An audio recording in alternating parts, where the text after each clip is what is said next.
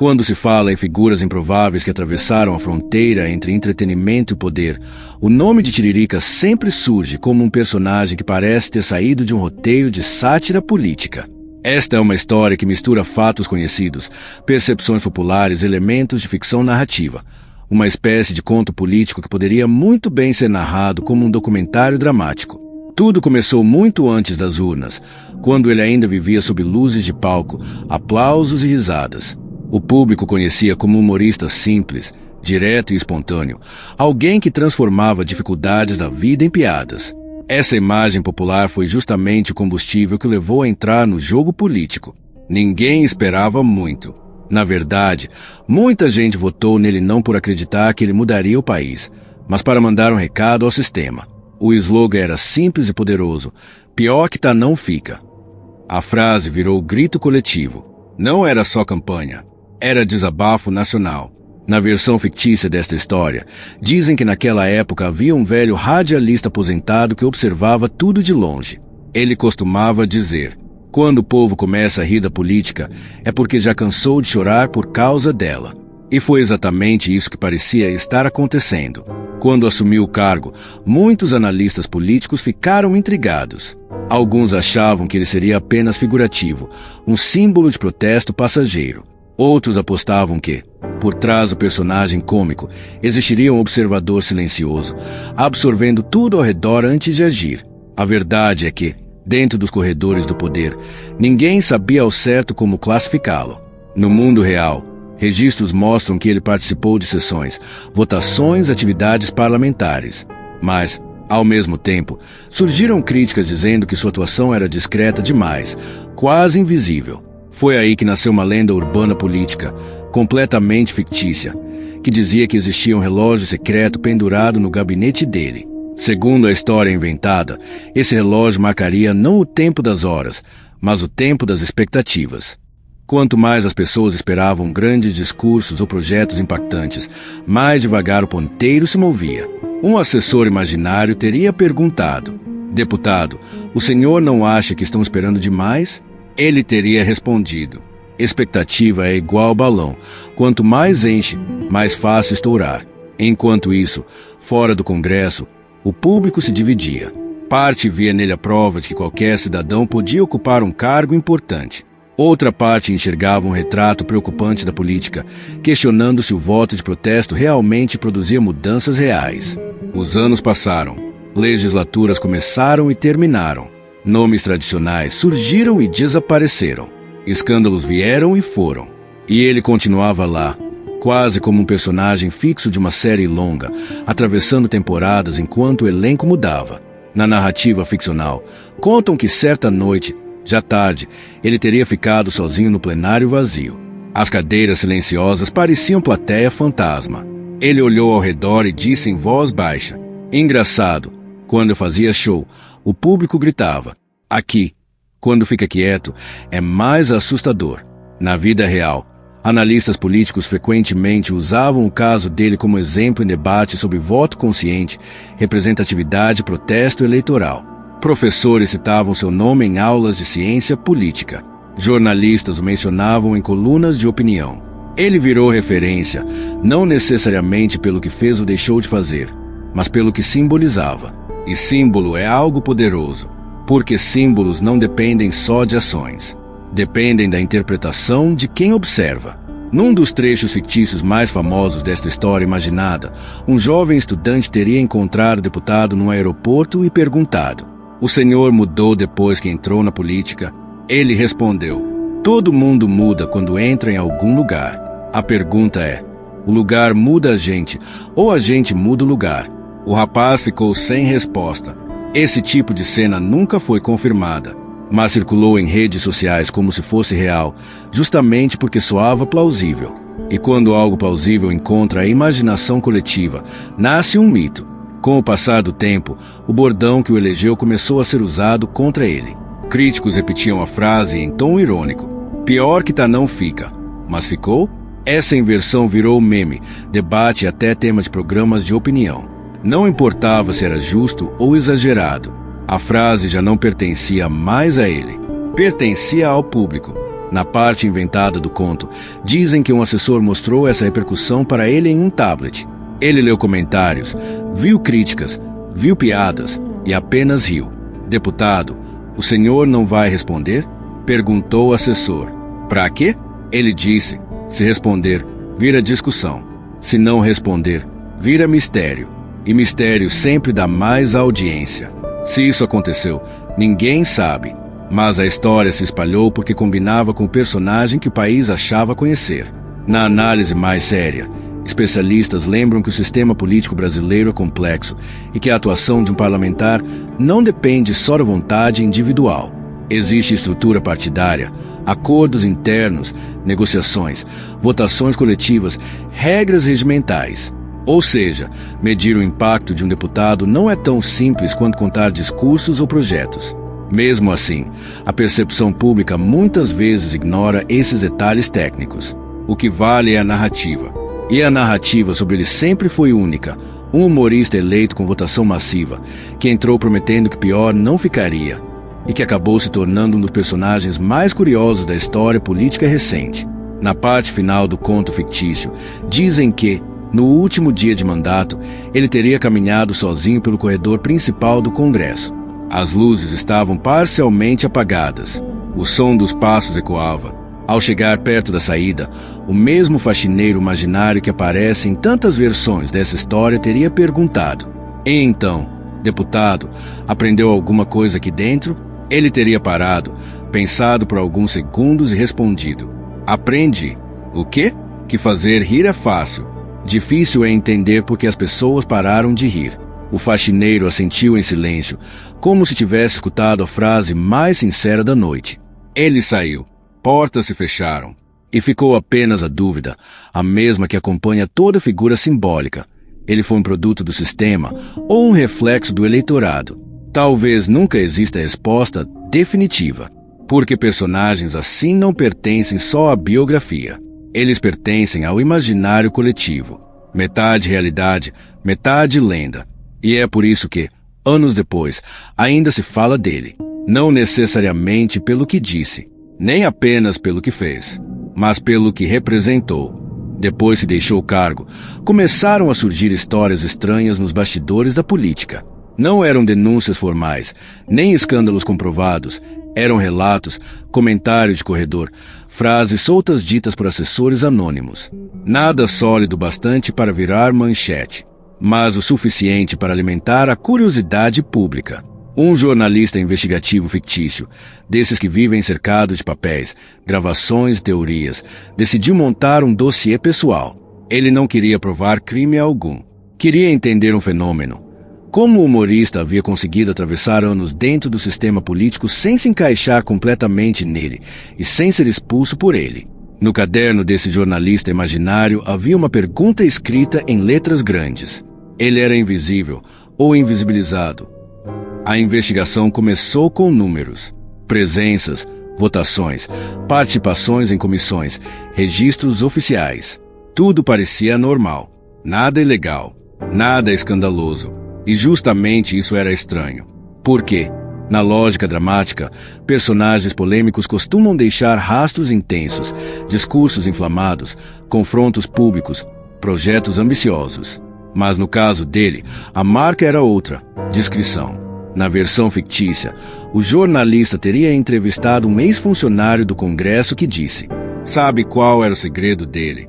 Qual? Ele entendia que naquele lugar, quem faz barulho demais vira alvo. Quem faz silêncio vira dúvida. Essa frase virou o ponto central da investigação. Enquanto isso, na internet, a narrativa popular crescia como um organismo vivo. Vídeos de opinião, memes, debates, cortes de entrevistas antigas. Alguns defendiam que ele foi subestimado. Outros afirmavam que foi superestimado desde o início. A figura dele virou campo de batalha ideológico, mesmo sem ele estar presente. O jornalista fictício, então, decidiu visitar a cidade onde ele havia crescido. Conversou com pessoas que diziam conhecê-lo antes da fama. Um senhor teria contado: ele sempre foi observador. Enquanto os outros falavam, ele escutava. E isso quer dizer o quê? Perguntou o repórter. Quer dizer que às vezes quem parece simples só não mostra o jogo. Essa fala nunca foi gravada, nunca foi publicada, mas na história imaginária ela se tornou uma peça-chave, porque começou a surgir uma teoria curiosa. E se o silêncio não fosse falta de atuação, mas estratégia? No mundo real, analistas políticos frequentemente lembram que muitos parlamentares trabalham longe das câmeras, negociando bastidores, articulando votos, participando de decisões que não aparecem nos recortes virais. Só que esse tipo de atuação raramente gera fama. E fama, no caso dele, sempre veio do palco, não do plenário. Na narrativa ficcional, o jornalista encontrou um ex-assessor que fez uma comparação intrigante. No circo, o palhaço parece o mais perdido, mas é o único que sabe exatamente quando a música vai parar. Essa frase mudou o rumo da investigação imaginária. Por quê? Se fosse verdade, significaria que a imagem pública poderia ter sido um personagem, e não a pessoa real. O jornalista passou então a rever discursos antigos, entrevistas esquecidas e declarações curtas dadas ao longo dos anos. Notou algo curioso. Sempre que tentavam provocá-lo politicamente, ele respondia com humor. Sempre que pressionavam por posicionamento direto, ele desviava com ironia. Não era fuga evidente. Era um tipo específico de resposta, leve na superfície, evasiva na essência. Na ficção, o repórter escreveu em seu relatório: talvez o maior truque dele não tenha sido fazer piadas. Talvez tenha sido fazer todo mundo acreditar que ele só sabia fazer isso.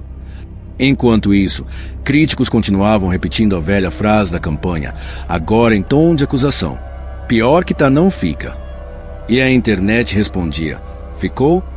Essa pergunta virou quase um refrão nacional. Num trecho lendário da história inventada, contam que um estudante de ciência política teria conseguido 5 minutos de conversa com ele após um evento. Nervoso, perguntou: o senhor se arrepende de ter entrado na política?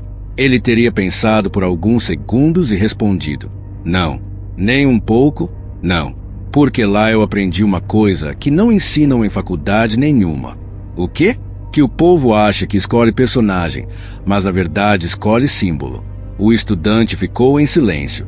Essa fala nunca foi confirmada, mas se espalhou porque parecia profunda demais para ser inventada e simples demais para ser discurso preparado. E foi assim que a figura dele começou a ganhar uma nova camada narrativa. Não mais só o humorista eleito, nem apenas o deputado criticado, mas um enigma político. No capítulo final desta parte da história, o jornalista fictício finalmente conclui sua investigação. Ele fecha o caderno, guarda as anotações e grava um último áudio para si mesmo. Talvez eu tenha procurado a pergunta errada esse tempo todo. Não era o que ele fez. Pausa. Era porque todo mundo esperava que ele fizesse algo específico. Ele desliga o gravador, olha pela janela e percebe que o mistério não estava no personagem que entrou na política. Estava no público que acreditou que já o conhecia. A essa altura da investigação, o jornalista já não buscava escândalos. Buscava respostas. Não queria manchete. Queria entender o fenômeno. Porque quanto mais ele pesquisava, mais percebia que a história de Tiririca não era sobre barulho político, era sobre percepção pública. Ele decidiu então ir atrás da pergunta que ninguém fazia diretamente: o que um deputado realmente ganha depois de anos no cargo? Na narrativa, ele sentou diante de uma mesa cheia de documentos oficiais, relatórios e regras previdenciárias do Congresso. Nada de teorias, só números. E foi aí que veio a primeira descoberta importante e real. Deputados federais no Brasil não têm automaticamente uma aposentadoria vitalícia só por terem sido parlamentares. Eles só recebem benefícios se contribuírem para o sistema previdenciário próprio dos congressistas, se cumprirem requisitos como idade mínima e tempo de contribuição. Ou seja, não basta ocupar o cargo, é preciso contribuir financeiramente durante o mandato e atingir as regras exigidas. O jornalista escreveu no caderno: o mito popular diz que político se aposenta com fortuna garantida. A regra real diz: depende de contribuição, tempo e idade. Na prática, o valor da aposentadoria de um ex-deputado não é um prêmio automático pelo cargo. É calculado proporcionalmente ao tempo de mandato contribuído. Quanto mais anos de contribuição, maior o benefício. Menos tempo, menor valor. Isso derrubava uma narrativa comum que circulava nas ruas e nas redes. Que bastava ser eleito para garantir uma aposentadoria integral. Mas a história não parava aí. Ele descobriu que, durante o mandato, deputados têm sim benefícios institucionais, e esses são públicos previstos em lei. Entre eles, salário parlamentar definido nacionalmente, verba de gabinete para a equipe, cota parlamentar para despesas oficiais, auxílio moradia, quando aplicável, estrutura de assessoria e transporte institucional. Esses benefícios, porém, existem para qualquer deputado em exercício, independentemente de ideologia, fama ou estilo pessoal. Não são privilégios individuais, são parte da estrutura do cargo.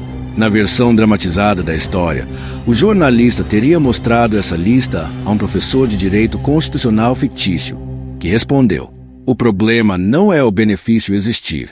O problema é quando o público não entende para que ele serve. Essa frase virou a chave final da investigação, porque o repórter percebeu algo curioso. Muita gente avaliava parlamentares apenas pela quantidade de projetos apresentados. Mas especialistas costumam explicar que o trabalho parlamentar não se resume a propor leis. Inclui votar projetos, negociar textos, participar de comissões, relatar propostas, fiscalizar o executivo e atuar politicamente nos bastidores. Ele anotou: projeto visível não é o único indicador de atuação. Às vezes o trabalho político acontece longe das câmeras. Mesmo assim, a crítica popular continuava existindo. E isso também fazia parte da história. Porque figuras públicas não vivem só de fatos, vivem da imagem construída sobre elas. Na cena final fictícia, o jornalista finalmente encontra o próprio personagem da investigação em um corredor vazio de aeroporto. Passei meses pesquisando sua trajetória. Ele diz: achou o quê? Vem a resposta. Achei números, regras, registros, mas não achei consenso. Consenso não dá audiência. Ele responde com meio sorriso. O jornalista faz então a última pergunta: afinal, o senhor acha que piorou ou não? Silêncio. Ele olha para frente, ajusta a mochila e responde: depende de quem está olhando. E vai embora. O repórter não chama, não insiste, não grava nada. Porque naquele instante ele entende: talvez a história nunca tenha sido sobre um deputado específico. Talvez sempre tenha sido sobre o público tentando decidir se estava assistindo a um político ou a um símbolo. E símbolos, ele percebeu, não se explicam, se interpretam. O jornalista achava que já tinha visto de tudo: planilhas, discursos, estatísticas, críticas, memes, teorias, defesas apaixonadas, ataques ferozes.